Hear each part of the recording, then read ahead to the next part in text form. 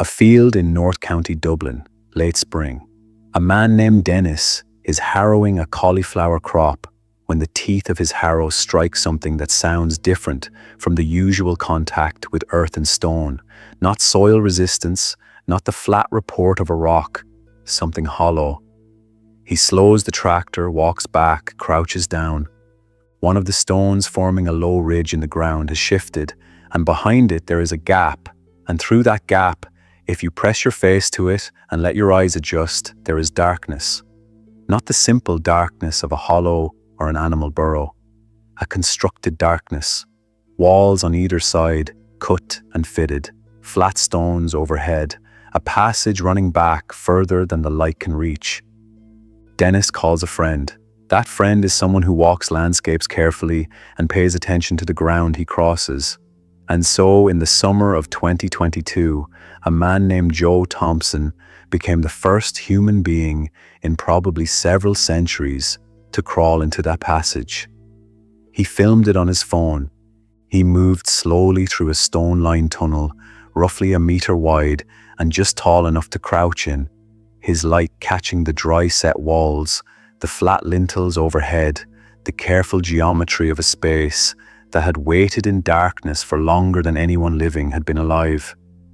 Archaeologists who examined the site afterwards confirmed what it was: an early medieval souterrain, probably 9th century, almost certainly associated with a ring fort whose earthen banks had long since been ploughed flat and made invisible, used for storage, possibly for refuge, and then at some point quietly closed up and covered over by the accumulation of centuries and forgotten entirely.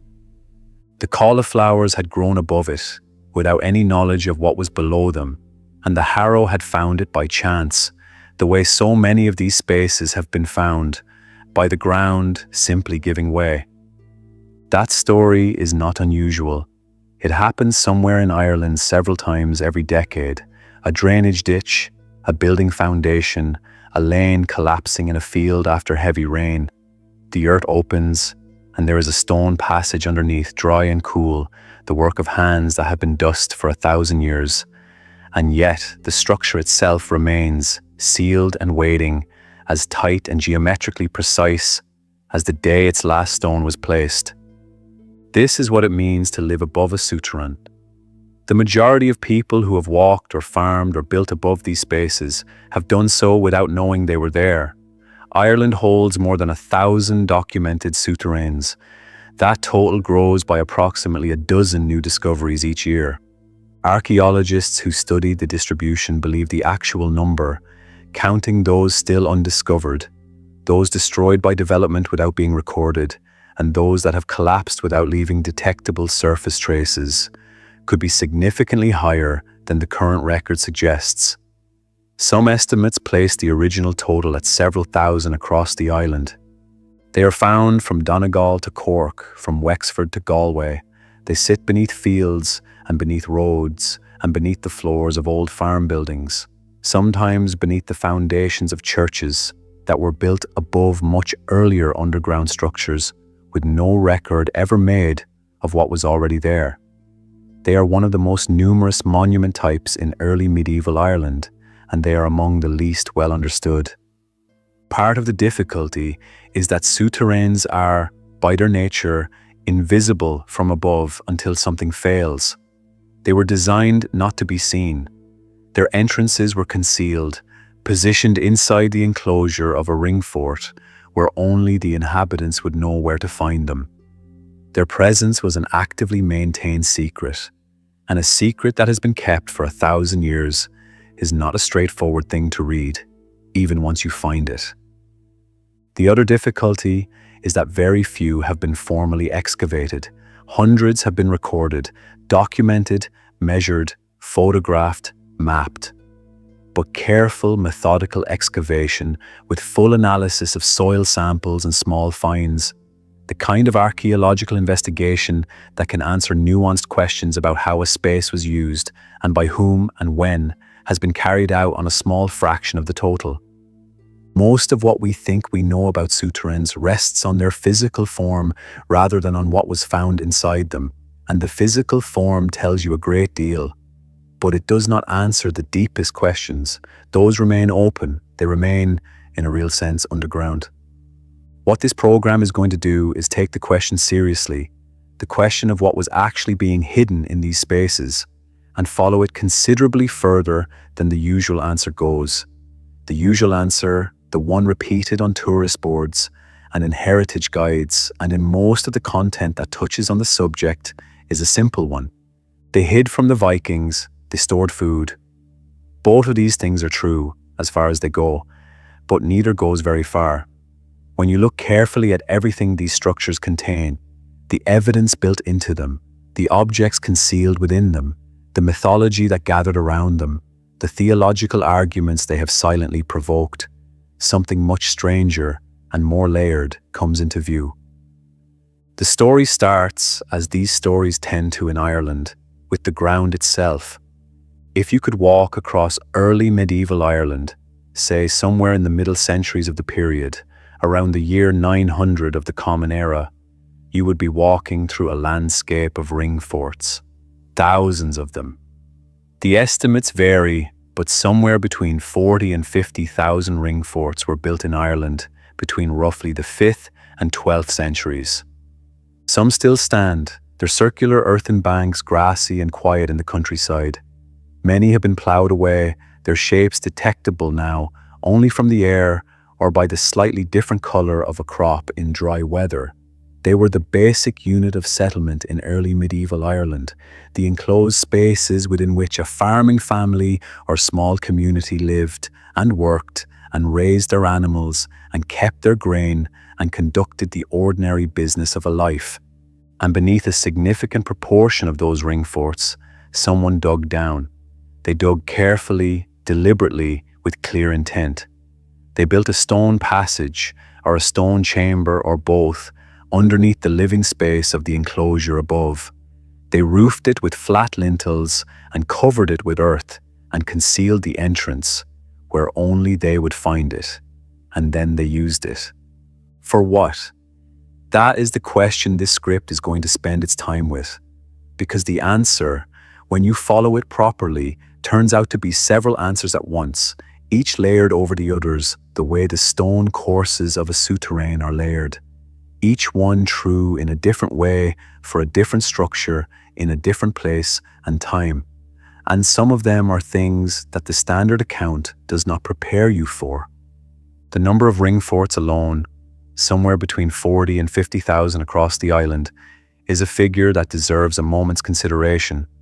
40 to 50,000 individual enclosed farmsteads, each one representing the decision of a family or a community to draw a circle around their living space and define it as theirs, to build a bank and a ditch, to make a place that was inside and a world that was outside.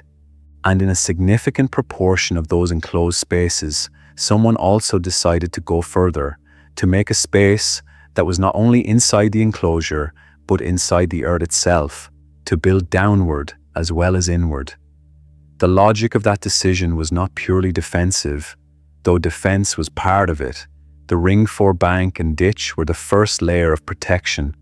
The souterrain was something else, a space that existed entirely outside the visible economy of the settlement, invisible from above, known only to those who lived there, designed for conditions in which the surface had become dangerous.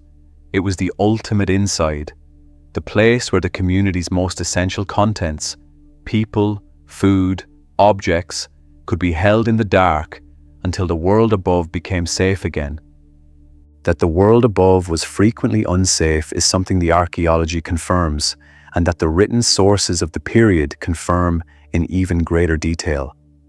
The Irish annals, those meticulous year-by-year records kept by monastic communities across the island, are full of raids, battles, cattle takings, and captive takings.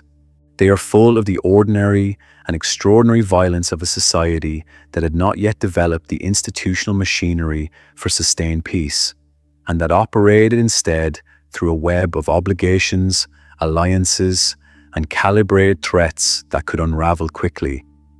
The souterrain was the answer to that unraveling. When the obligations failed, and the alliances broke, and the raiders came across the fields, the underground was waiting, still, cool, dark, ready. Before anything can be said about purpose, something needs to be said about form, because the form of an Irish souterrain is specific, carefully engineered, and, when you understand what it took to build one, quietly impressive in a way that the phrase underground tunnel does not quite capture. The simplest Irish souterrains are just that, simple passages cut into rock or clay, following a roughly linear route underground, sometimes terminating in a slightly larger chamber at the far end. The most complex are multi-chamber structures with branching passages, deliberate constrictions and low creepways designed to slow any unauthorized movement, and ventilation arrangements that maintain the interior at a consistent cool temperature regardless of the season outside. There are two main construction methods, determined largely by the geology of the site. Where the bedrock or compact subsoil was firm enough to hold a cut profile without collapse, souterrains were sometimes simply tunneled, a passage cut directly into the earth, its walls the natural substrate, its roof the unexcavated ground above. The longest Irish souterrain known to archaeology is of this rock-cut type, and it runs for at least 130 meters underground, with at least 8 distinct oval chambers connected by lower passages, 130 meters. That is longer than a standard football pitch. Someone planned and excavated that space using the tools available in the early medieval period, antler picks, wooden shovels, their own hands, and disposed of the spoil without leaving any surface trace that now survives. That alone is a significant logistical achievement for a farming community in the 9th or 10th century. Where the ground was not firm enough for direct tunneling, souterrains were constructed by a different method. A trench was dug from the surface, the walls of the trench were lined with dry stone walling, corbelled slightly inward as the courses rose, and the whole structure was then roofed with large flat lintel stones and backfilled with earth until the surface showed nothing. This is the type you most commonly encounter when a field opens beneath a harrow or a drainage machine, and it is the type whose appearance tends to stop the finder in their tracks. The walls are often still plumb after 11 or 12 centuries. The lintels have not shifted. The interior is dry because the corbelling is engineered to direct water outward rather than inward, and the stone is non-porous. The passages in a typical dry stone souterrain are low and narrow by modern standards. Average heights in the connecting sections between chambers run between about 2 and 3 feet. You cannot walk upright through them. You hunch, you crouch, sometimes you crawl. The chambers themselves are taller, occasionally tall enough to stand in, but the passages between them are deliberately restrictive. This is not an engineering limitation. It is a considered design choice, and it is a defensive one. If you know the layout of the souterrain and your pursuer does not, the constricted passage is enormously to your advantage. You can move through a space you know in darkness and silence. Someone crawling in after you, disoriented, unable to see anything ahead, is at a serious tactical disadvantage. A raider contemplating following people into a dark, underground passage of unknown length and configuration, knowing that the people inside were armed and familiar with every turn of the interior, would have been making an uncomfortable calculation about the expected return on that search. The souterrain was not a trap for the people inside it. It was a deterrent to those who might follow. Some souterrains had jamstones, upright slabs positioned at certain points in the passage that allowed a human body to squeeze through, but prevented an animal from passing easily or interrupted the progress of an unfamiliar intruder. Some had deliberately low lintel arrangements at the entry to particular sections so that a person moving blind in the dark would strike their head even if they managed to navigate the passage correctly. Some had arrangements suggesting internal trapdoors or sealed sections. These features, where they survive, point to an active and reasonably sophisticated thinking about the specific problem of a hostile person entering from behind in the dark through a space they did not know. The ventilation system in a well-built souterrain is a feature that experimental archaeology has examined carefully. When researchers built a full-scale working replica of an early medieval souterrain, they found that the arrangement of the air vent, typically a narrow flue extending from the ceiling of the main chamber upward to the surface, positioned in relation to the entrance so as to create a natural convection current, maintained the interior temperature between approximately 8 and 12 degrees Celsius, regardless of outdoor temperature. In the Irish summer, when surface temperatures might reach 18 to 20 degrees, the inside of a functioning souterrain was cool enough to store dairy produce, milk, butter, cheese, without significant spoilage for extended periods. This is not incidental engineering. This is the result of careful practical knowledge applied to the specific conditions of the Irish climate, tested and refined over generations. The replica experiment also confirms something about the feasibility of extended human occupancy. Measuring oxygen and carbon dioxide levels during simulated use, the researchers found that the ventilation was adequate for a small group to shelter for several hours without significant atmospheric difficulty.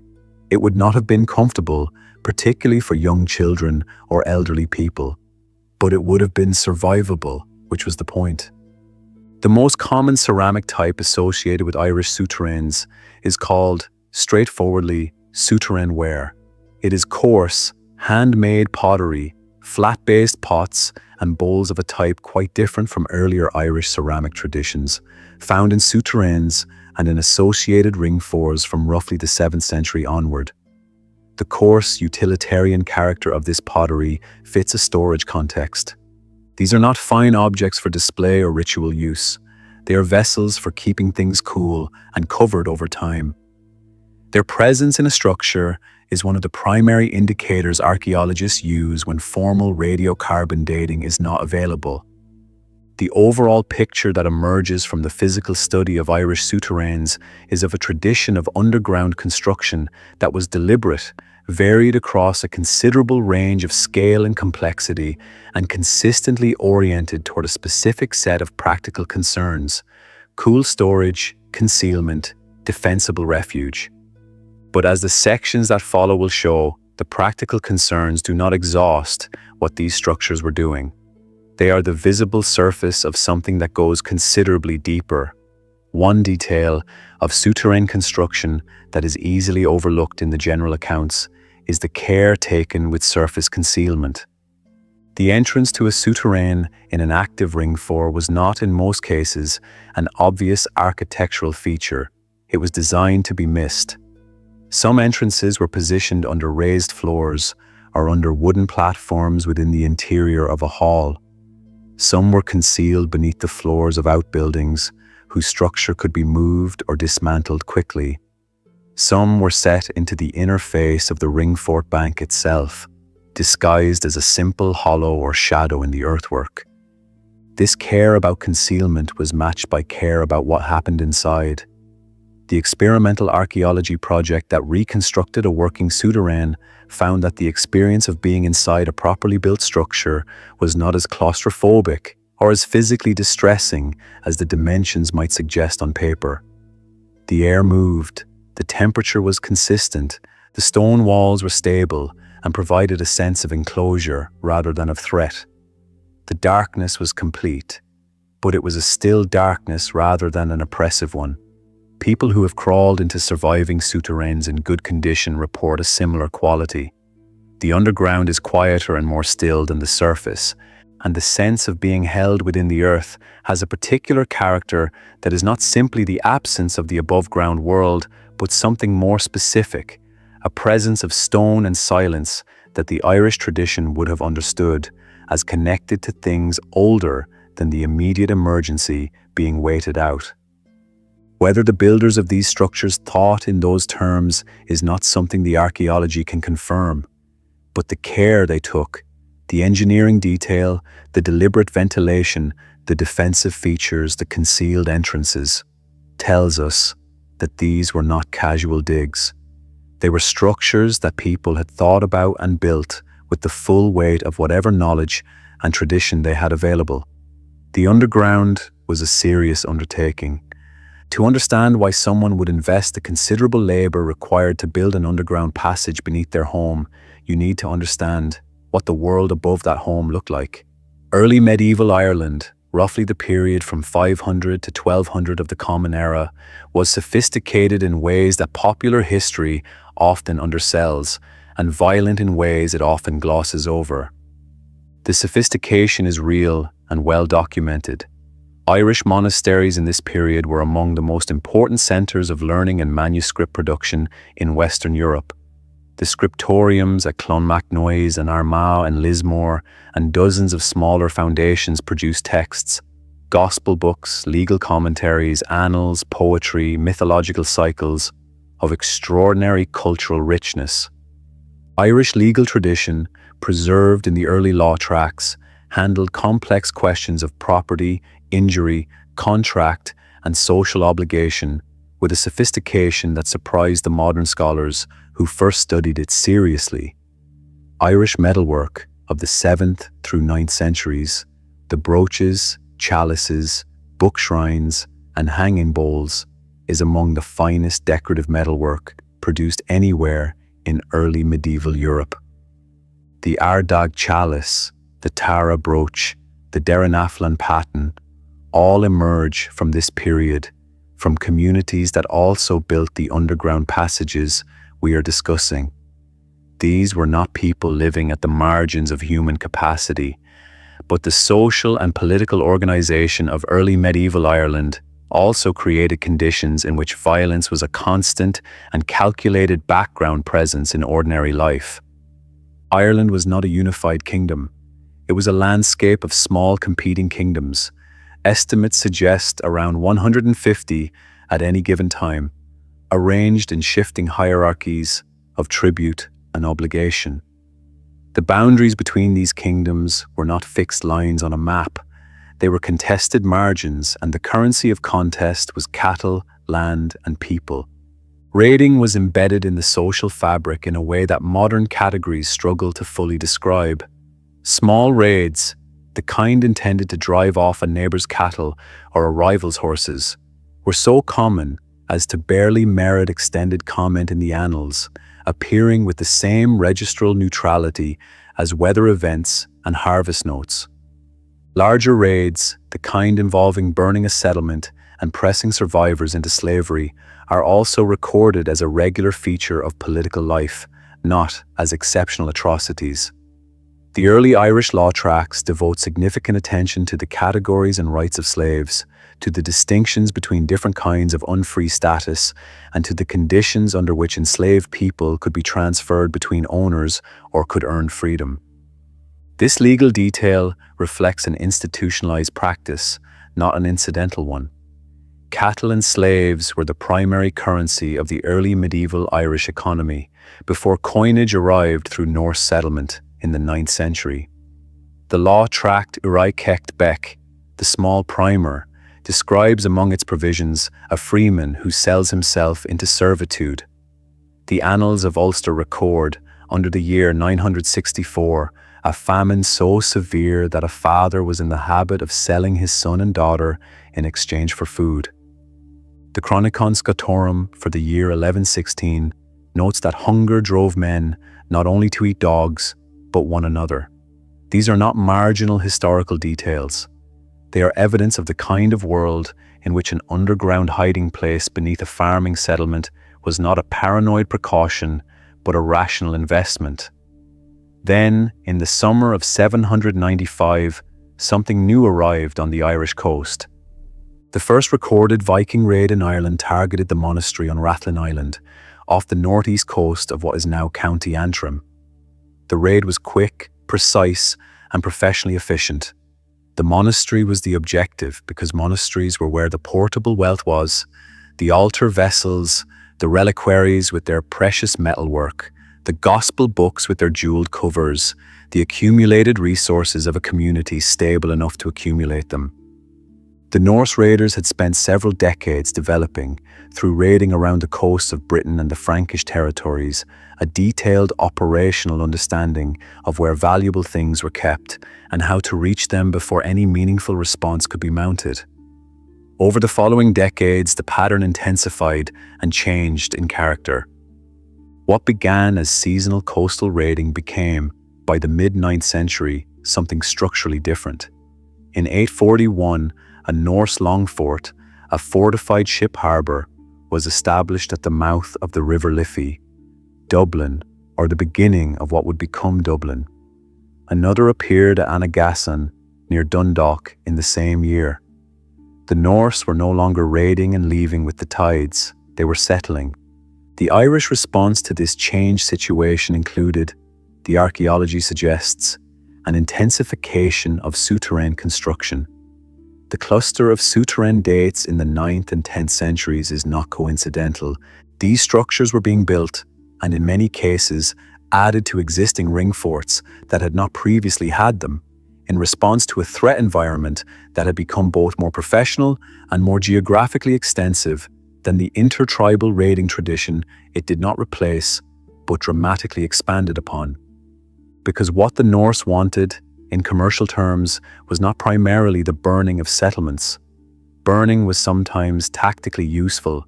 What they wanted was people, living, healthy, working-age people who could be moved through the emerging slave markets of their coastal towns and sold into a network that reached far beyond Ireland. Dublin, by the 11th century, had become the largest slave market in Western Europe. The implications of that single fact for the lives of the people who built and used the souterrains of the Irish interior are not trivial. The Irish Church's role in this volatile landscape was complex and sometimes contradictory. Monasteries were simultaneously the greatest concentrations of portable wealth in the country and the communities most explicitly committed to a non-violent ethic. They were also, in practice, deeply embedded in the secular political structures around them. Major monasteries like Armagh, Ballyknock North, and Kells had large dependent populations of lay workers, tenants, and craftspeople, as well as their ecclesiastical communities. They held land, negotiated with kings, and participated in the political life of the kingdoms in whose territories they sat. They were not isolated from the world of raiding and counter-raiding. They were part of it, protected sometimes by the prestige of the saint whose relics they held, sometimes by the military power of the kingdom that patronized them, and sometimes by nothing more than luck and distance. The Norse raids on monasteries that filled the early 9th century annals were not random attacks on peaceful institutions. They were targeted operations against the largest and most accessible concentrations of portable wealth in the Irish landscape. The raiders understood the geography of Irish monastic power. They knew which sites held the most valuable objects, which were closest to navigable water, which had the fewest military protections. The record of raids is a record of rational economic calculation applied to a map of Irish ecclesiastical wealth. In this context, the souterrain building tradition of the Irish countryside and the Viking raids on Irish monasteries were not separate phenomena. They were responses to the same underlying condition, a world in which portable wealth was always at risk, in which the only reliable protection was concealment, and in which the ground beneath your feet was the most available hiding place. The monastery that moved its relics knew this. The farmer who built an underground passage beneath the Ringfort bank knew this. The logic was the same at every social level. What you cannot defend, you hide. Of everything that was being hidden in Irish souterrains, the most significant were probably people. Understanding what that meant requires engaging seriously with the economics and logistics of capture in early medieval Ireland, rather than treating it as a background condition to be briefly mentioned and moved past. The first clarification is that the Viking raid was not the only or even the original context for flight into underground passages. Intertribal raiding for cattle and people was endemic in Ireland long before the first longship reached Rathlin in 795. The law texts detailed provisions for the management of slaves, their categories, the compensation owed if they were harmed, the conditions of their daily lives, and the annals' matter-of-fact recording of slaving raids as part of the regular political calendar both confirm that the risk of capture was a daily reality well before the Norse arrival. The souterrain had a practical justification in 750 as well as in 850. Viking raids intensified a threat that already shaped the decisions of Irish farming communities. What the Norse changed was scale and systematization. Pre-Viking Irish raiding for slaves was embedded in a local economy of obligation and political competition. Capturing the people of a rival king was partly an economic transaction and partly a statement of power and dominance. The Norse introduced a genuinely commercial dimension, a marketplace, a valuation system, a trading network with reach far beyond Ireland. Slaves became a commodity in the way that iron and salt were commodities. The Dublin slave market processed them as an export product, not for local consumption only. This distinction matters for understanding the souterrain as a defensive technology because it clarifies what a successful concealment had to achieve. A pre-Viking Irish raiding party was motivated by several things at once: cattle, prestige, specific captives of political value. A Norse slaving party operating on commercial logic was motivated primarily by the efficient acquisition of saleable people in sufficient quantity to justify the operational cost. For the Norse raider, time spent searching for hidden passages in a farmstead that appeared otherwise stripped of accessible value was time not spent finding captives elsewhere. The calculus of the underground hiding place was reasonably clear. You needed to remain invisible long enough for the raiding party to conclude its search of the accessible area and move on to easier ground. How long that needed to be varied considerably. A small coastal opportunistic raid might be over in an hour or two. A larger organized operation in an area where Norse forces had established a base might involve more thorough searching of the surrounding landscape. The depth of the passage, the quality of the concealment, the presence of defensive features designed to complicate unauthorized entry, all of these factors combine to extend the time an intruder would need to spend investigating a structure before confirming or ruling out the presence of people inside. The people most likely to be inside a souterrain during a raid were those whose capture would be most economically and socially damaging to the community's continued function. Women of working age were disproportionately targeted in documented raids. The annals note the capture of women with a frequency that reflects the specific value assigned to them in the Norse slave market. Children were captured, particularly those old enough to work but young enough to adapt. Skilled craftspeople, the smith, the weaver, the person with technical knowledge of mill maintenance or metalworking, represented irreplaceable productive capability. The community's ability to function after a raid depended heavily on how many of these people had made it underground in time. The Dublin slave market did not only process Irish captives outward, it drew from multiple sources. Welsh and Scottish captives were brought through Dublin, as well as Irish ones. And the Irish raiding tradition, which predated and continued alongside the Norse commercial operation, involved some Irish kings and chieftains selling captives into the Dublin market rather than purely resisting the system. The line between raider and target in early medieval Ireland was not fixed by ethnicity. The souterrain kept you safe from whichever direction the threat arrived. The scale of the Norse slave economy in Ireland is measurable through the genetic and historical record left in the places where Irish slaves ended up. Iceland, colonized by Norse settlers from the late 9th century onward, shows in its genetic record that Gaelic people formed approximately 40% of its founding population. These were not migrants. They were people taken from the Irish countryside and transported to the edge of the known world.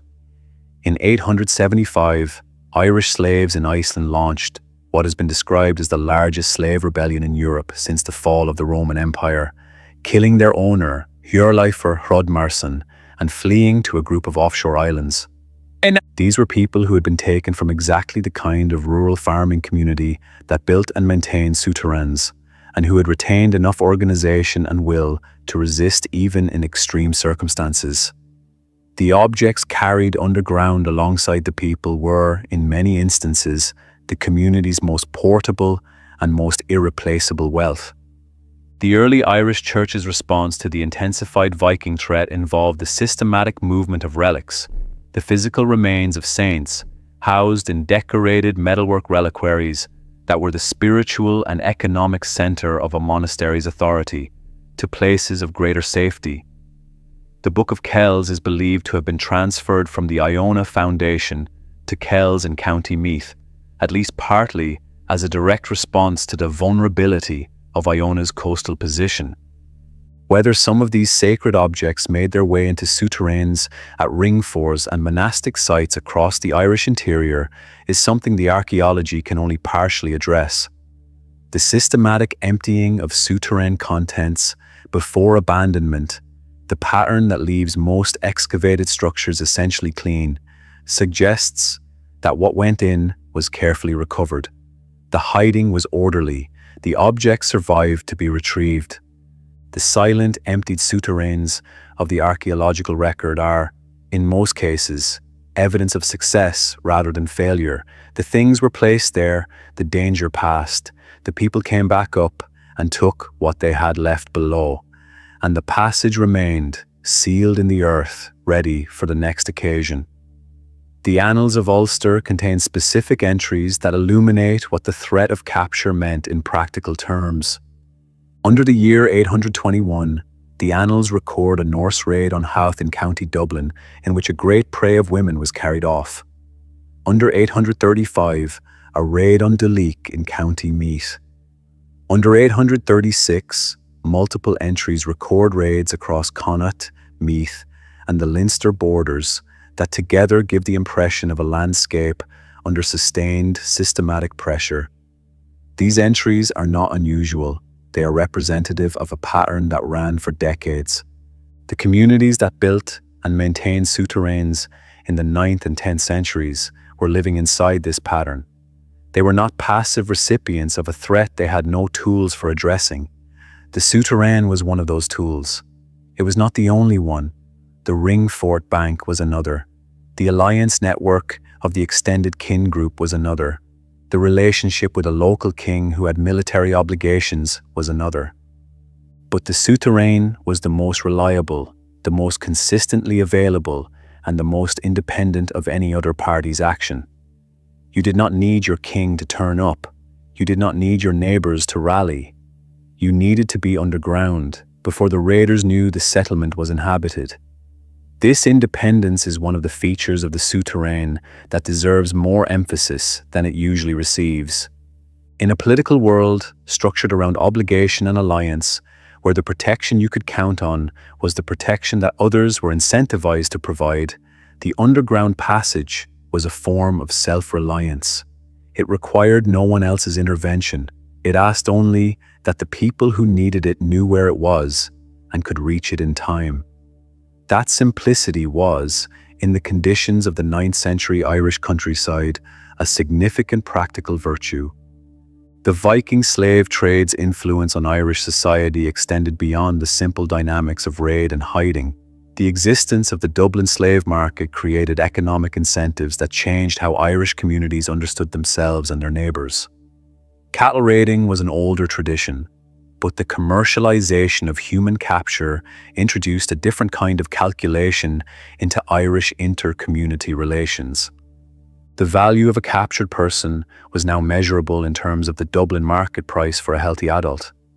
This monetization of capture was new, and it made the defense of people, as opposed to the defense of cattle or grain, a more explicitly economic concern than it had been before. In 1879, in a field in the townland of Ballyknock North in East Cork, a souterrain was opened and found to contain 15 ogham stones. 15. From a single underground structure, stones carved with the oldest surviving writing in the Irish language, using a system of notches and strokes cut along the natural right-angle edges of standing stone pillars, each recording a name or a lineage in the formula, X, son of Y, of the tribe of Z. These stones had originally stood upright in the landscape as boundary markers or memorial stones or grave indicators associated with burial places. Sometime in the 8th or 9th century, someone pulled them from the ground, transported them to this site in East Cork, and built them into the walls and roof of an underground storage and refuge passage. 13 of the 15 ended up at University College Cork. They now stand in the stone corridor of the main quadrangle building, available to anyone who wants to read them. This was not an isolated discovery. 3/4 of the 28 stones in University College Cork's collection were found in souterrains across County Cork. The Drumlohan souterrain in County Waterford, known locally as the Ogham Cave and one of only 2 souterrains in Ireland to hold full national monument status, contains 10 Ogham stones built into its structure as lintels and sidewalls. Several are installed upside down, the inscriptions inverted. At Dunlow in County Kerry, 7 Ogham stones that had stood as landscape monuments for centuries were used in a souterrain construction discovered in that configuration in 1838. At Kilcoolat East in Kerry, 7 fragmentary Ogham stones were found in a souterrain. At Oweynagat in County Roscommon, 2 Ogham stones stand at the threshold point where the constructed souterrain passage meets the natural limestone cave below. The pattern across County Cork is particularly dense. Over 50% of Cork's surviving Ogham stones were discovered not where they were originally erected, but embedded in souterrains, having been removed from their standing positions and repurposed as structural elements. The OGHAM project at the University of Glasgow notes this as one of the most distinctive features of the Irish souterrain record and one of the most difficult to explain satisfactorily. The practical interpretation is available and not without merit. Ogham stones are large, well-shaped slabs with smooth faces and appropriate dimensions for use as lintels in dry stone construction.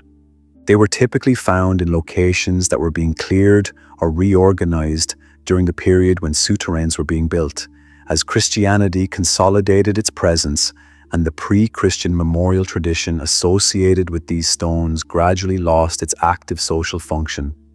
Stones that had lost their commemorative significance might plausibly have been regarded as available building material, and taking them for underground construction was economically efficient. But there are features of the specific way Ogham stones were incorporated into souterrains that resist a purely practical explanation. The first is deliberate inversion.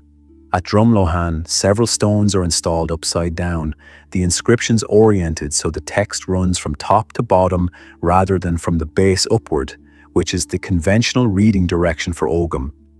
At other sites, stones are placed with inscribed faces pointing inward, toward the interior of the passage, where no one crawling through in the dark could read them even if they tried. The inversion and concealment of the text is not the behavior of someone indifferent to the inscription. It implies an intentional act in relation to the writing. The second feature is concentration. The gathering of 15 Ogham stones from across a landscape into a single souterrain structure at Ballyknock North was not a matter of using conveniently available local material. These stones had marked specific people in specific places. Bringing them together and burying them in a single underground structure was a project, not a coincidence. It implies a decision that these particular inscribed objects should be gathered and placed underground together, which is harder to explain as purely practical than as deliberate in some way. The third feature is timing. Ogham literacy was most active in the 5th and 6th centuries, the period when souterrains were being built and Ogham stones incorporated into them. The 8th through 10th centuries was when that literacy was declining and when the institutional Christian church was consolidating a commemorative tradition centered on Latin texts, church burial, and prayer rather than outdoor stone marking of lineage and tribal identity. The burial of inscribed ancestor memorials in the roofs of underground passages took place precisely during the period when the tradition those memorials represented was being displaced by a different one. What this means is genuinely contested. The most cautious interpretation is that the burial of the stones was primarily practical, with any symbolic dimension secondary and impossible to confirm. A more speculative reading, which should be clearly identified as such, is that the incorporation of these inscribed stones into souterrain roofs was a deliberate act of erasure, a consigning of one commemorative system, and the ancestral claims it encoded to underground darkness. A third possibility, equally speculative, is that it was a form of preservation, that the communities who built these structures understood the stones as carrying continuing significance and chose to keep them underground rather than simply discarding them, in the way that things understood as powerful but no longer publicly appropriate might be buried rather than destroyed. What is not speculative is the broader ascetic context. The early Irish Church produced a tradition of bodily austerity that is extensively documented. Cold water immersion, prolonged fasting, extended night vigils in exposed outdoor conditions, the practice of standing with arms extended in a posture of physical endurance during prayer. These were not understood as punishments. The 13 Ballyknock stones sat underground for approximately 1,000 years before being removed to Cork, where they now carry their 5th and 6th century Irish names in artificial light for students and visitors to read. Whatever intention drove their burial, the darkness kept the text. The underground preserved what the surface had apparently decided to put away. The question of ogham literacy in the souterrain building period is directly relevant to interpreting the deliberate inversion and burial of inscribed stones. Some scholars have argued that by the 8th or 9th century, ogham was effectively a dead script, known perhaps to specialist clerics, but no longer readable by ordinary farmers or even most monks. If this were true, the inversion of inscribed stones would be meaningless rather than intentional. The builders simply would not have known what they were handling, but the evidence does not clearly support this argument. Ogham graffiti scratched during the early medieval period at North, a passage tomb in the Boyne Valley that had been reused for domestic and other purposes by early medieval communities, suggests that at least some individuals in this period knew how to cut ogham script, which implies some capacity to read it. The existence of portable objects with ogham inscriptions from the same period makes the same point. A script that no one could read would not be carved on portable objects intended for circulation. The capacity to read ogham seems to have persisted in secular contexts through the 8th and possibly 9th centuries, which means that the people who installed ogham stones upside down in souterrain roofs may have been doing so in full knowledge of what was written on the stones they were burying. At Ballyknock North, one of the inscriptions recovered from the 15-stone souterrain reads, A.N.M. Medogeni, the inscription of Midgeon, incorporating the Old Irish word for mead. This is a personal name on a memorial stone, recording a specific individual who had lived in the landscape of East Cork at some point in the 5th or 6th century. That person's name went underground in the 9th century, was buried in the roof of a passage for 1,000 years, and re-emerged in the 19th century when the souterrain was opened. The name has now been read and recorded and entered into the ogham database maintained by the University of Glasgow's Ogham Project. Midgeon has, in a roundabout way, returned to the record. Whether this outcome was foreseen or intended by the 9th century builders of the Ballyknock souterrain is a question that cannot be answered. But it is a question worth holding. Did they think the names would last? Did they understand the underground as a place of preservation rather than burial? The stones they placed in the dark are still legible. Everything they placed above ground has been gone for a very long time. In a field in County Roscommon, down a lane off a small road, under the spread of a hawthorn tree, there is a low opening in the earth. It is about 3 feet high and 4 feet wide, formed by 2 upright stone jambs and a flat lintel overhead. And if you know what you are looking at, you will recognize the construction immediately. The dry stone walls, the flat roof stone, the careful geometry of early medieval Irish underground building. This is a souterrain entrance. You go in, stooping, then crouching. The passage is stone-lined and runs forward in the dark for perhaps 10 meters. The walls are the familiar dry stonework of hundreds of other souterrains across Ireland.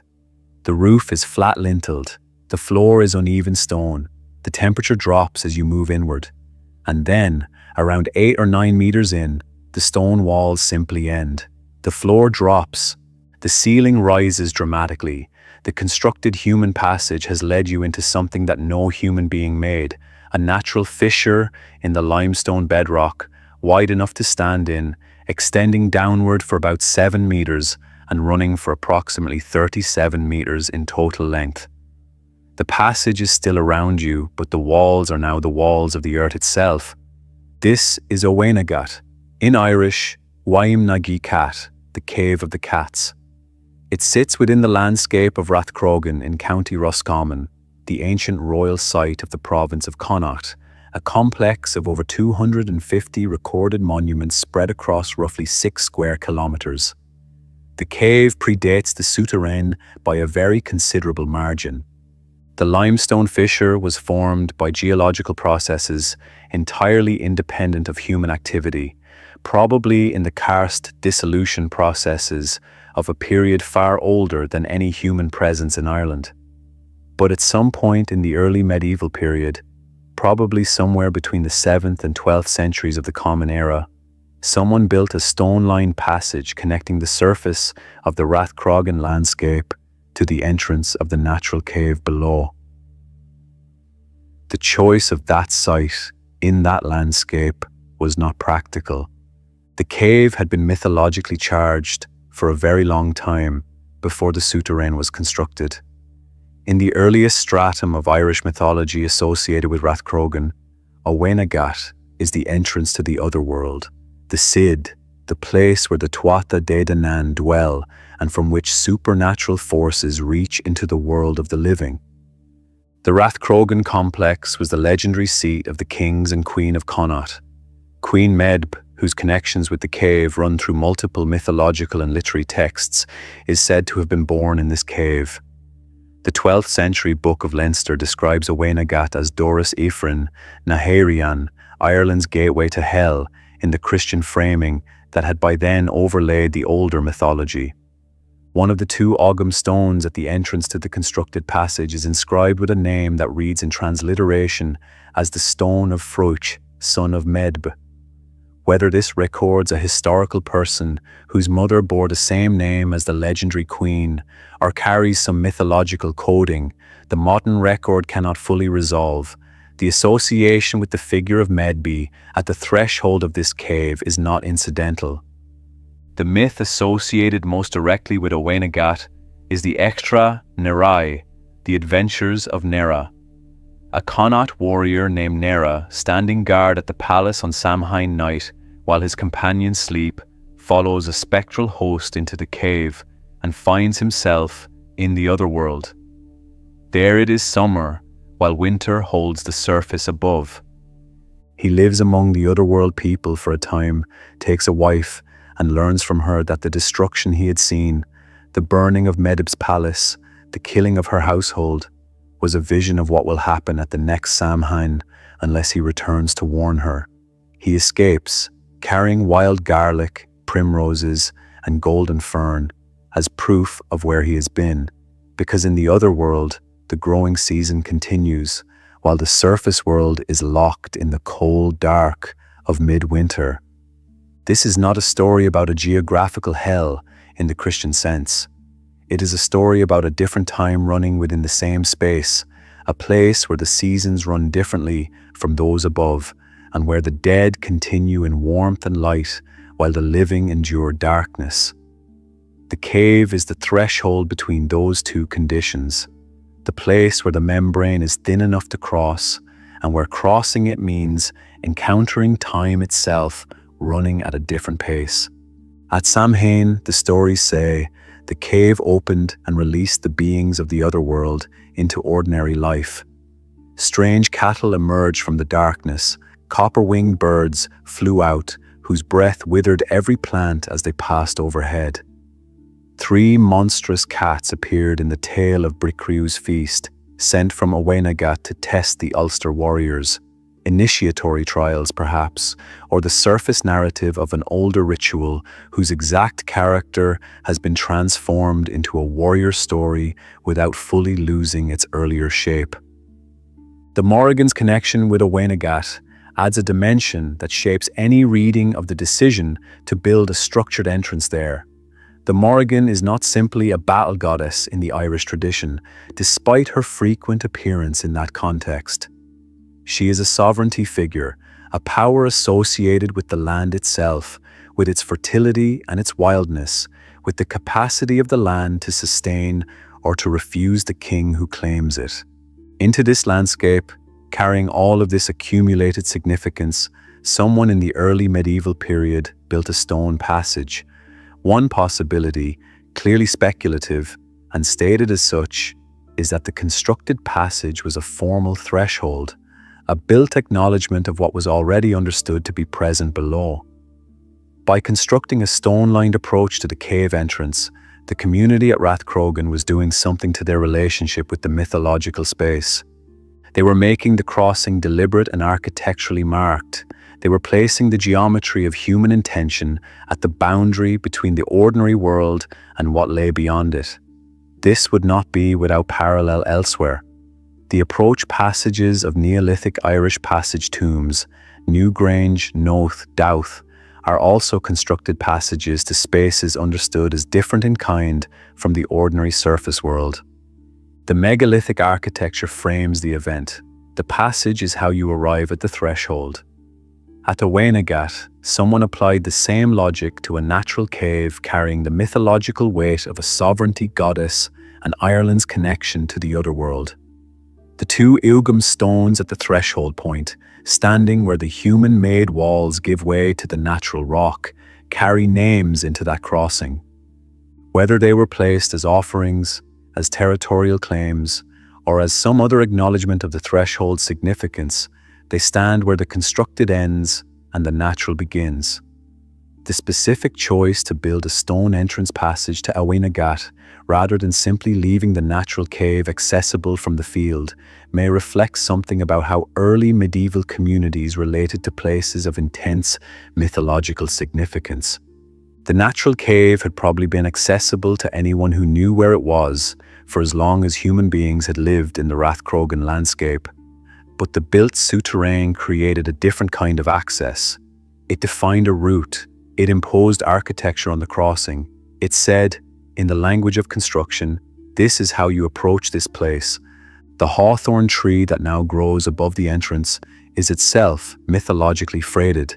The hawthorn, Seach Giel in Irish, was among the most significant trees in the Irish tradition, associated with thresholds and with the fairy world, with the other world, and with the places where that world and this one were closest to each other. The presence of a hawthorn at the entrance to Oweynagat may be coincidental. Trees grow where conditions suit them, and this may simply be a tree that germinated in ground disturbed by the souterrain entrance. But it is also possible that the tree was planted, or that its presence was recognized and maintained as appropriate to the place. In a tradition that paid close attention to the relationship between specific plant species and specific kinds of place, the hawthorn above Oweynagat is at minimum a detail worth noticing. The Morrigan, the sovereignty goddess associated with battle, transformation, and the land's deeper continuity, is connected with Oweynagat as her home. From this cave, she is said to emerge. To this cave, she returns. The cave as the residence of a sovereignty goddess, a power whose domain spans the living and the dead, and the cycles of land and season, is a mythological coding of the site that shaped how every subsequent community living in this landscape understood what was beneath their fields. Her home is underground, and she emerges from underground into the world of the living. The souterrain at Oweynagat is an architectural acknowledgement of that emergence, a stone-built threshold that marks the point where her home and the human world meet. Whether the early medieval community that built it understood it in precisely those terms, or whether their understanding was different from the mythological record that has survived, the structure reflects a community that was not simply living above a convenient cave, but was living in relationship with what that cave represented. There is a strand of thought in the study of souterrains that remains largely outside mainstream archaeological discourse and almost entirely absent from the popular accounts most people encounter. It concerns the possibility that some souterrains, not the whole category, a specific subset, were built not for defensive or storage purposes, but for spiritual ones, as underground cells, as deliberate artificial caves for contemplative withdrawal. The hypothesis develops from a specific and documented observation about the early Irish Church. The Christianity that took root in Ireland in the 5th and 6th centuries was not identical to the institutional Roman Christianity that dominated much of Western Europe. Its distinctive character has been noted and debated by scholars for generations. One of the most consistently recognized features is its deep affinity with the monastic tradition of the Eastern Mediterranean, particularly the tradition of the Desert Fathers and Mothers, the Christian ascetics of Egypt and Syria, who, from the 3rd and 4th centuries onward, had withdrawn from settled life to live in caves, rock-cut cells, and simple stone enclosures in remote, silent places. This affinity is not merely an inference from archaeological parallels, it is textually documented. The 7th century Antiphony of Bangor, a liturgical text produced at Bangor Abbey in County Down, describes the Irish Church as the vera vitis ex Egypto, the true vine from Egypt. A Frankish king in the same period referred to Irish monks visiting the Frankish court as pueri Egyptae, the sons of Egypt. These were not casual phrases or poetic flourishes. They reflected a genuine self-understanding within the early Irish Church, a sense that its spiritual lineage ran through the desert tradition of the East rather than primarily through the Roman institutional structures that were consolidating across Gaul and Britain. The Desert Fathers lived in caves, not metaphorically. They found natural rock cavities in the desert cliffs and sealed themselves in them, or they carved cells into cliff faces, or they built simple stone enclosures in remote places that replicated the cave condition, dark, still, insulated from the sensory stimulation of the ordinary world. The cave was a spiritual technology. In its darkness and silence, the body was stilled, and the external world receded. The quality of attention that this environment induced, inward, slow, stripped of distraction, was understood within the tradition as a condition for a specific kind of prayer, contemplative, wordless, extended over long periods of stillness. If the early Irish Church absorbed this tradition deeply, and the textual evidence suggests it did, in ways that shaped everything from the physical arrangement of early Irish monasteries to the character of early Irish penitential literature, then the question of where the Irish equivalents of the desert cave cells might be found is an interesting one. A researcher working through the ecclesiastical landscape of South Munster makes an observation that is simple but arresting. The obvious candidates are the souterrains. Souterrains are found not only at ringfors but also at early Christian ecclesiastical sites across Ireland. Some are found within the enclosures of early monasteries, associated with no secular habitation in configurations that are difficult to explain purely as defensive structures or food stores for monastic communities. Some are found at sites in remote or exposed locations, difficult of access, unsuitable for settlement, showing evidence of hermitage in the form of small stone enclosures and holy wells, but no evidence of the agricultural activity that would generate the surplus requiring underground cold storage. The standard interpretation of ecclesiastically associated souterrains is that monks needed places to hide their relics and sacred objects from Viking raiders. This accounts for some of the evidence, but it does not account for the structures at sites where there is no clear evidence of relics of the kind that would attract a raid, or for those in locations so remote that Viking access would have been logistically challenging, or for those whose physical design lacks the defensive features that would make a refuge interpretation straightforwardly obvious.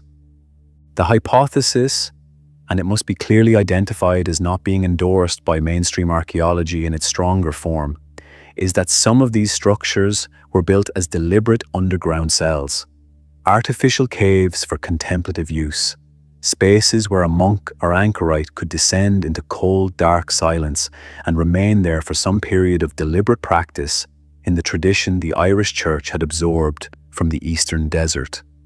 What is not speculative is the result. The names on the stones were preserved. At Drumlohan in County Waterford, one of the roof stones carries the inscription Manu, Maguno, Gati, Mokoi, Macorbo, the stone of Manu, son of Gath, of the tribe of Macorbo. That name is now a ceiling. It faces down into the interior of the passage, into the dark that has held it for 12 centuries, and it remains legible to anyone willing to look upward in the right light. They were methods, techniques for inducing a specific quality of attention through the management of physical experience.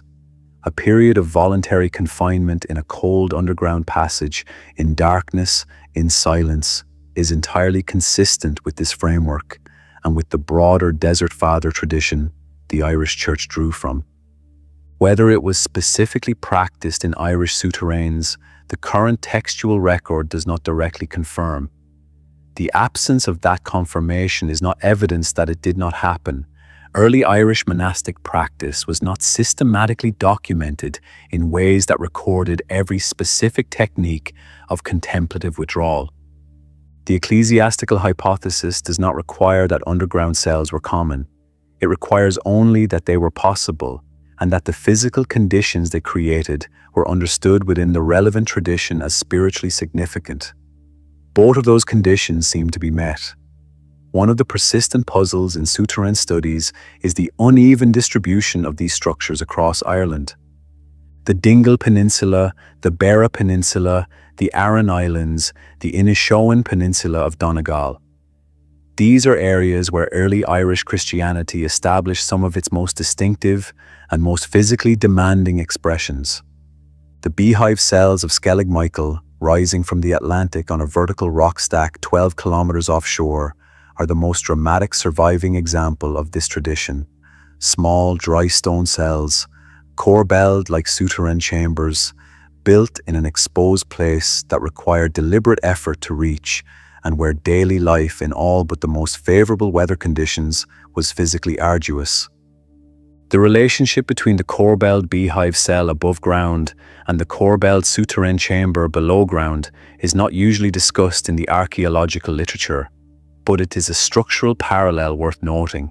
Both are dry stone corbelled enclosures. Both create a specific interior environment, cool, still, separated from the external world by the same engineering logic. The difference is one of orientation. The beehive cell is above the surface, and the souterrain chamber is below it.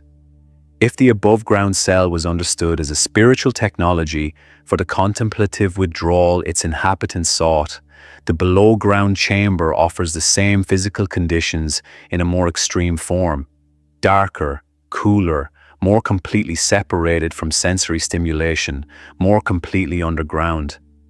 Whether this parallel has historical significance, whether some Irish monks made the connection and built underground cells deliberately, cannot be determined from the available evidence. But the structural similarity between the two forms, built by communities that shared both a physical landscape and a set of spiritual commitments rooted partly in the desert tradition's relationship with cave cells, is a parallel that deserves more attention than it has received.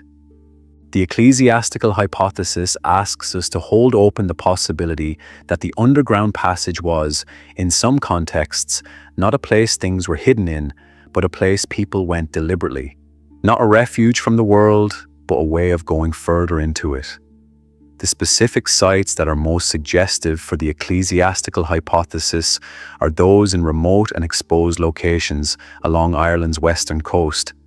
When you compare a map of Ring 4 distribution, which is fairly even across the habitable landscape, avoiding only the most exposed uplands, with a map of souterrain distribution, the two do not match. The souterrains cluster, they concentrate in specific areas and are sparse, or absent in others, where the ring fort density would predict them. The greatest concentrations are in North County Louth, North County Antrim, South County Galway, and West Cork and Kerry. County Sligo has around 445 recorded souterrains. County Galway has around 554. County Mayo around 472. County Longford, by contrast, has 15. The Irish Midlands and much of the eastern interior have far fewer souterrains than their ring fort density would suggest. Several explanations have been offered, and each of them accounts for part of the pattern. The most frequently cited is Viking threat geography. The areas with the highest souterrain density are broadly those most accessible to Norse raiding from the sea. North Antrim, the Connaught coastline, the Cork and Kerry peninsulas. All of these were within short sailing distances of Norse bases, and within the operational range of raiding parties making swift coastal incursions. Communities in these areas had stronger practical incentives to invest in underground defensive infrastructure than those living several days' travel from any coast.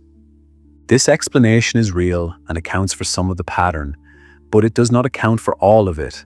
Some high-density areas are not particularly coastal. Parts of inland Galway and Roscommon have high concentrations.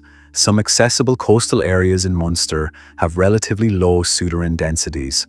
The relationship between coastal exposure and souterrain density is real but imperfect. A second explanation focuses on the endemic intertribal raiding context. Some high-density areas coincide with zones of documented political instability in the early medieval period, contested margins between rival kingdoms, where the risk of raid and capture remained persistently elevated regardless of Viking activity. Parts of South Galway and East Connaught, recurring zones of conflict between Connaught kingdoms and their neighbours, may reflect a locally elevated demand for underground protective infrastructure that had little to do with the Norse. A third explanation is constructional and geological. Souterrains are easier to build, where the local stone produces suitable flat-splitting slabs for use as lintels. The limestone and schist of Connaught and the sandstones of Munster produce stone that works well for this purpose. Some Midland and Eastern areas where stone suitable for linteling is less readily available may have built their underground protective structures in timber and compacted earth, forms that would leave no archaeologically detectable trace after more than 1,000 years. Some evidence for timber-frame souterrains exists in the experimental and structural record. If these were common in areas with different geology, the distribution map reflects construction materials as much as the original distribution of use. A fourth factor, perhaps the most underappreciated, is simply the history of investigation. The distribution of known souterrains reflects where they have been looked for and recorded, which is not uniform across Ireland. County Louth experienced intensive pre-construction archaeological survey from the late 1990s onward, driven by major road-building projects, and its recorded souterrain count increased substantially as a direct result. Similar intensive investigation across currently less thoroughly assessed counties would likely produce comparable increases. But even with all of these partial explanations combined, the distribution remains too uneven to be entirely accounted for. Something further is at work, and that something connects the Irish souterrain to a wider picture that extends well beyond Ireland.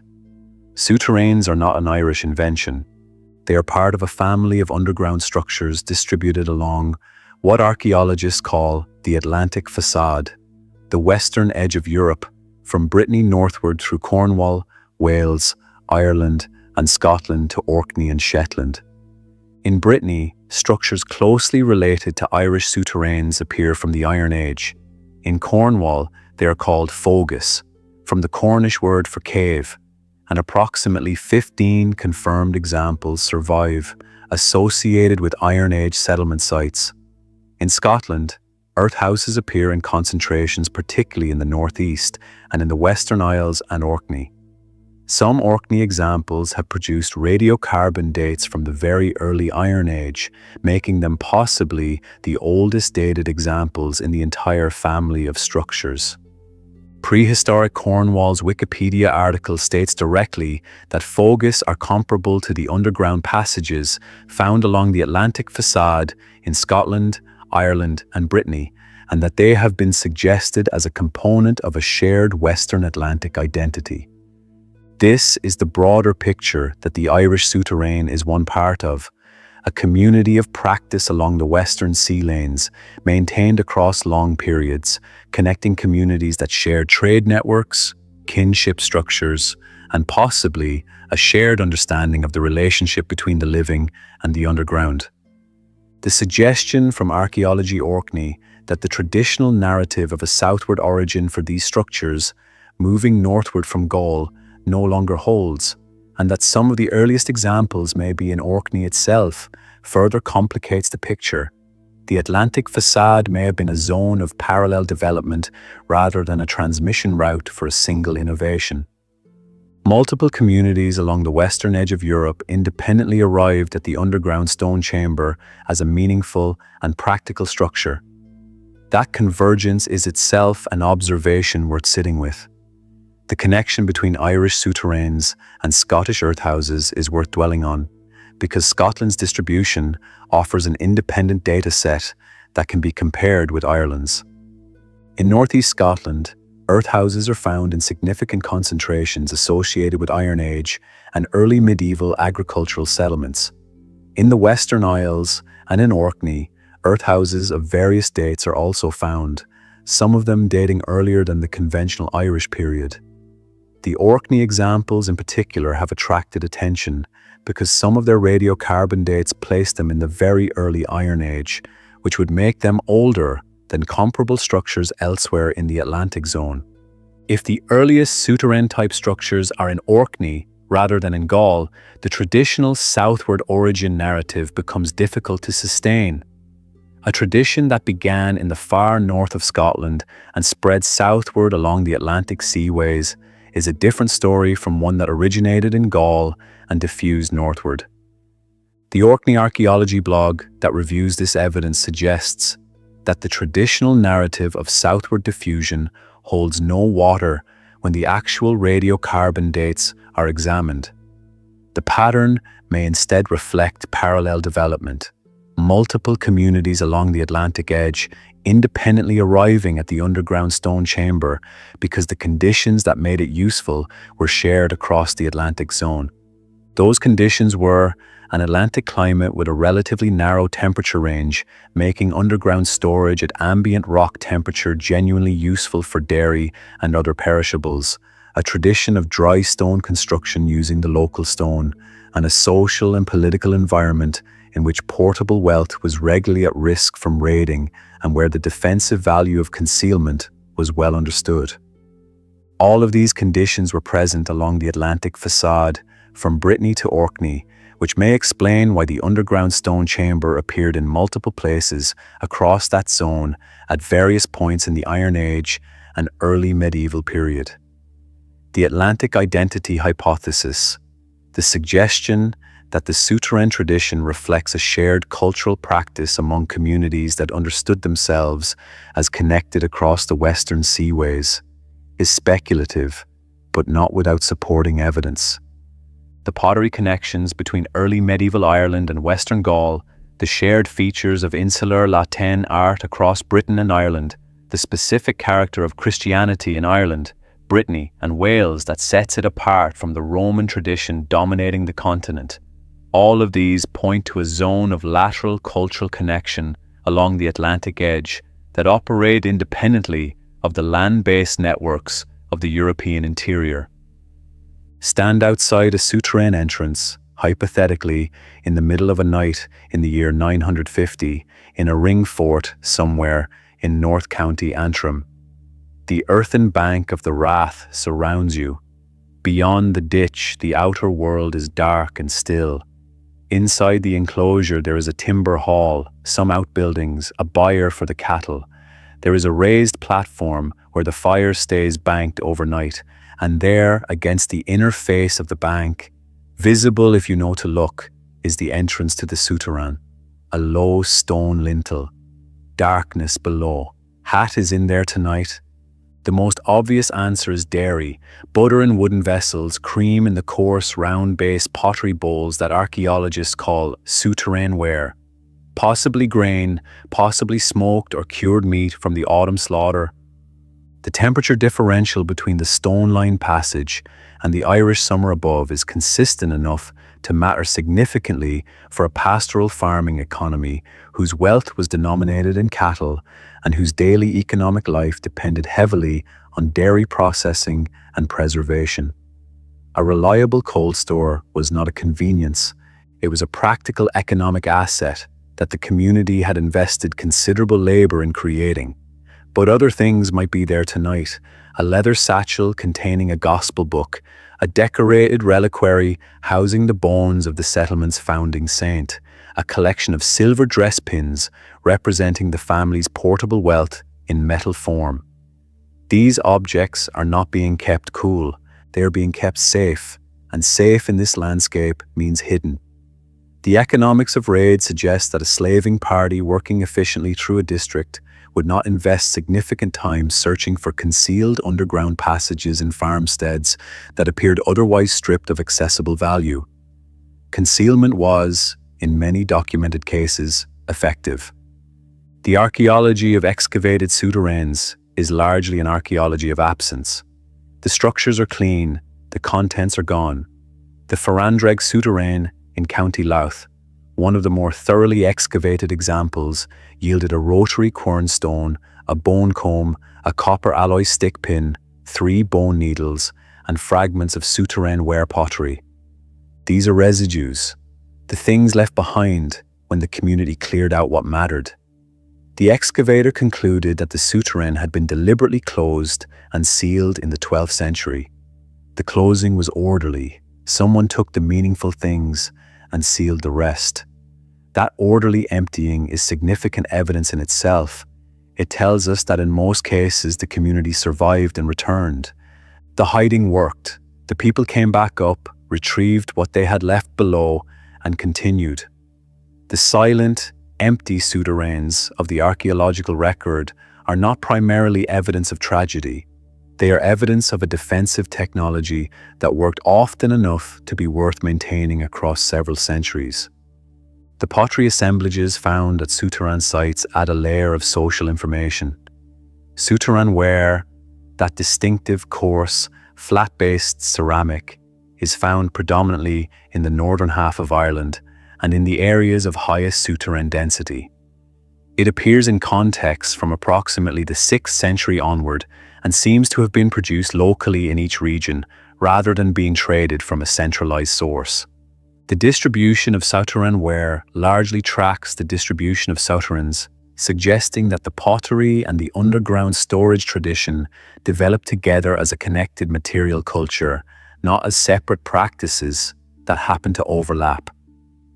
The Donoughmore souterrain in County Louth, discovered in 1960 during the construction of a council cottage and one of only 2 souterrains holding national monument status in Ireland, was found to contain iron slag alongside the domestic finds. Iron slag means metalworking. The presence of metalworking debris in or near a souterrain suggests that in some cases these spaces were associated not only with food storage and human refuge, but with the protection of productive craft activity. An ironworker's tools, his stock of unworked metal, his technical knowledge, these too had value worth protecting underground. In a world where metalwork was both economically central and craft guild knowledge rather than widely distributed skill, the loss of the community's smith to a raid would have been a serious setback to its long-term function. Then there is the category of hidden thing that is hardest to discuss with precision but impossible to ignore. At Oweynagat, at the threshold where the constructed passage meets the natural cave, what was hidden below was a connection, a relationship between the surface world and the other world beneath it, acknowledged and maintained in stone. At the Ballyknock souterrain in Cork, what was placed underground was a collection of ancestor names, the inscribed records of 15 people's lineages gathered and buried in the dark. At Drumlohan in Waterford, a name is still pressing its inscription into the underside of the passage roof after 12 centuries. In each of these cases, the thing being hidden was meaning, the category of objects that carries cultural and spiritual significance rather than economic value in the ordinary sense. The souterrain was used in these instances not to preserve practical assets, but to conceal, protect, or acknowledge something that operated in a different register entirely. What was being hidden in Irish souterrains was not one thing. It was everything that could not be replaced: people, food, sacred objects, names, connections to the dead and to the otherworld. The specific contents varied by community, by context, by the particular threat that was present on a particular night. But the underground logic was consistent. Whatever mattered most went below. The souterrain held the community's essential substance in the dark, and the community came back up when the danger had passed. The bone combs and stick pins that appear in excavated souterrain assemblages are worth a moment's attention. These are small personal objects, the kind of things someone might carry on their person or keep in an immediate personal space. Their presence as residual finds in a structure that was cleaned out before abandonment suggests that they were left behind, not because they were valueless, but because they were easy to overlook in the haste of a final clearing. They slipped between stones, fell into corners, lodged in the soil below the floor level where a sweep of the hand would not find them. They are the accidental archive of the souterrain, the things that survived the orderly removal of everything else, precisely because they were too small to be found in the dark. Those small objects carry a human scale that the broader discussion of souterrains as defensive infrastructure can obscure. A bone comb belonged to a specific person who sat in a specific underground chamber and used it. A copper alloy stick pin was someone's dress fastening, a daily object of personal appearance present in the souterrain because its owner had been present. These are not abstract monuments. They are the traces of specific people doing specific things in specific spaces underground in the 9th or 10th century in the north of County Louth. The absence of children's objects from the archaeological record of souterrains is itself a kind of evidence. Children were certainly present in these communities. The population using a ring for included infants and children, and the occasions that required retreat to the souterrain, raids, and the threat of raids were precisely the occasions on which children would most urgently need protection. That nothing specifically identified as a child's object appears in the souterrain finds record is not evidence that children were not hidden in these spaces. It is evidence that children's objects of this period in Ireland were made of organic materials, wood, leather, cloth, that have not survived.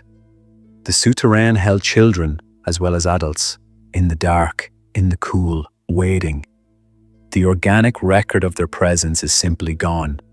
The question of how long people could remain underground without serious difficulty is one that the experimental archaeology addresses from the atmospheric angle: adequate ventilation for several hours of occupancy, manageable temperatures, but not from the psychological angle.